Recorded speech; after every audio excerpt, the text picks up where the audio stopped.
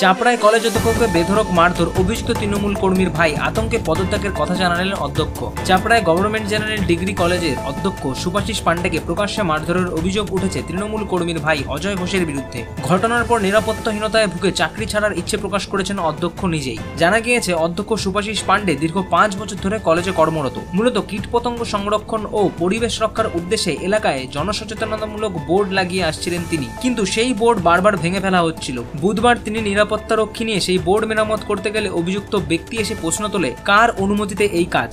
তারপরেই চলে মারধর। অভিযোগ, নিরাপত্তারক্ষীর সামনেই অধ্যক্ষকে মারধর করে অভিযুক্ত অজয় ঘোষ। অজয় ঘোষের ভাই স্থানীয় হাটখোলা পঞ্চায়েতের সদস্য এবং তৃণমূল কংগ্রেসের কর্মী। বিরোধীদের দাবি, নয়নজলি ভরাট ও সরকারি জমি দখলের সঙ্গে জড়িত এই পরিবার। অধ্যক্ষের লাগানো বোর্ডে সেই অপকর্মের বাধা সৃষ্টি হচ্ছিল। অধ্যক্ষ জানান, আমাকে এখান থেকে মুক্তি দিন, আমি আর এই কলেজে কাজ করতে চাই না। প্রয়োজনে ট্রান্সফার না হলে চাকরি ছেড়ে দেব। সংবাদ মাধ্যমের সামনে কান্নায় ভেঙে পড়েন অধ্যক্ষ। এখানে আমি 2021 19 ফেব্রুয়ারি জয়েন করার পরে জায়গাটা দেখে আমি দেখলাম, আমি একজন ভোটার অফ ইন্ডিয়াতে রিসার্চ অফিসার থাকার পরে না সারা ভারতবর্ষে বিভিন্ন জায়গায় ঘুরেছি। এই সংরক্ষণের ব্যাপারটা দেখলাম, এত সুন্দর রিয়ার গাছপালা এখানে আর অ্যানিমেল আছে, দেখে আমার মন জুড়ে যায়। 2022-এ আমি এখান থেকে 5-7 কিলোমিটার দূরে কতগুলো জায়গা, গংরা, রাজীবপুর, এরকম জায়গায় আমি বায়োডাইভার্সিটি জৈববৈচিত্র্য সংরক্ষণ সেটা করার জন্য একটা বোর্ড বসাই। রাস্তার ধারে সরকারের জায়গা, ওটা কোনো কারো পাবলিক জায়গা না, জাস্ট ঝোপঝাড়গুলো। এই প্রচেষ্টা নিয়েছে সারা পৃথিবীতে কেউ করেনি, এই কাজটা ফার্স্ট আমি নিয়েছি এবং ন্যাকে আমরা বি গ্রেড পেয়েছি এটার জন্য। এবং এই সংরক্ষণের কথা 1 সপ্তাহ আগে আমি শুনতে পেলাম যে এরকম একটা বোর্ড কেউ একটা ভেঙে উল্টে ফেলে দিয়েছে। খবর পেয়ে আমি কাল কলেজ আওয়ারের পরে 4:30টার সময় কলেজ থেকে বেরোলাম, 5টার সময় ওইখানে গিয়ে আমি এটাকে ঠিক করছিলাম। আমার সিকিউরিটি গেছিলো এবং আমার যে মালি ছিলেন গার্ডেন তিনি গেছিলেন, সব করে দিয়ে আমি মনিটরিংয়ের ছবি তুলছিলাম জিপিএস ক্যামেরা দিয়ে। তারপরে একজন লোক, ভদ্রলোক এলেন, উনি এসে দাঁড়িয়ে থাকলেন বাইকে দাঁড়িয়ে আমাকে বললেন, এটা কেন করছেন? আমি তার কথা বলিনি, আমি কাজ করে যাচ্ছি। তারপরে বারে বারে বলছে, এটা কার পারমিশন নিয়েছেন? পারমিশন কেন, সরকারের জায়গায় পারমিশন কী আছে?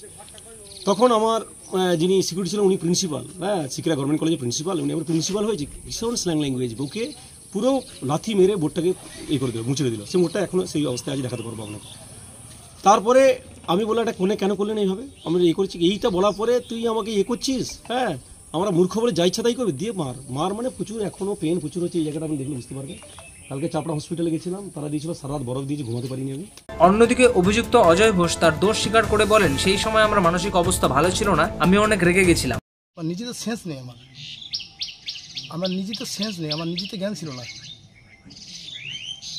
এখানে যদি আমার নিজের বাবা হচ্ছে তাও তো মারতাম, অ্যাকচুয়ালি আমার ম্যাড হয়ে গিয়েছিলাম। কি নাম আপনার? আমার নাম অজয় ঘোষ। পুলিশ সূত্রে জানা গিয়েছে, অভিযোগের ভিত্তিতে তদন্ত চলছে, কিন্তু এখনো অধরা অভিযুক্ত। প্রশ্ন উঠেছে, একজন অধ্যক্ষ যিনি সমাজ ও পরিবেশের স্বার্থে কাজ করছে, তাকে প্রকাশ্যে মারধর করে গেল শাসক দলের ঘনিষ্ঠ ব্যক্তি, অথচ পুলিশ এখনো তাকে ধরতে ব্যর্থ। কেন এই গড়িমসি? তৃণমূলের রত্ন, এরা উপর থেকে শিখছে। প্রিন্সিপাল প্রফেসরদের গায়ে হাত দেওয়া, এদের পুলিশের গায়ে হাত দেওয়া এদের স্বভাব হয়ে দাঁড়িয়েছে। তো ও এমন একটা চাপড়ার একটা রত্ন যে ওখানে রাজীবপুরের ওই এলাকার মানুষ ওরূপে ক্ষিপ্ত, যেটুকু আমরা জানি।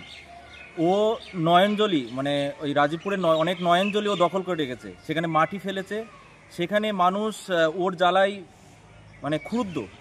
তো ওই রকম একটা মানুষ এরকম জঘন্যতম কাজ করবে, এটা স্বাভাবিক। কিন্তু আমরা বলতে চাই, ওকে অবশ্যই একটা সম্মানীয় ব্যক্তি প্রিন্সিপালকে গায়ে হাত তুলেছে, অবশ্যই একটা আইনীয় ব্যবস্থা নেওয়া উচিত। এবং এরা কলেজটাকে, ইউনিয়নটাকে এরা একটা সোনাগাছির মতো জায়গাতে পরিণত করে পেরেছে। কসবা থেকে আমরা বুঝতে পেরেছি, কসবা থেকে বা অন্যান্য যে বিভিন্ন মেডিকেল কলেজের যে আরজি করে যে ঘটনা, এই সমস্ত ঘটনা থেকে আমাদের কাছে পরিষ্কার যে এরা তৃণমূল ছাত্র পরিষদের তারা এই কলেজ ইউনিয়নগুলিকে একটা সোনাগাছির মতো জায়গাতে পরিণত করেছে। বিভিন্ন ভয় দেখেনি, বিভিন্নভাবে ব্ল্যাকমেল করে তারা এইরকম কসবার মতো ঘটনা ঘটিয়েছে। যে অবশ্যই, কারণ এটা ওখানকার স্থানীয় মানুষদের কাছে যে বক্তব্য আমরা যা জানি, সেখানে ও একটা মাটি মাফিয়া, জমি মাফিয়া। ওরা নয়নজলিগুলি দখল করছে, সেখানে মাটি ফেলে, সেখানে জল যেতে দিচ্ছে না, সেখানে অনেক চাষিদের ক্ষতি হচ্ছে। হতে পারে এইরকমই তো আমরা শুনেছি। ওখানে প্রিন্সিপাল গাছ লাগাচ্ছিল, ওই জন্যই হয়তো যে গাছগুলো লাগাচ্ছে তার যে জমি বা তার দখল করা জমি হয়তো পড়ছে, সেই জন্য সে প্রতিবাদ করেছে। কি নাম আপনার? Imran Mondal, Doirbazar area committee member.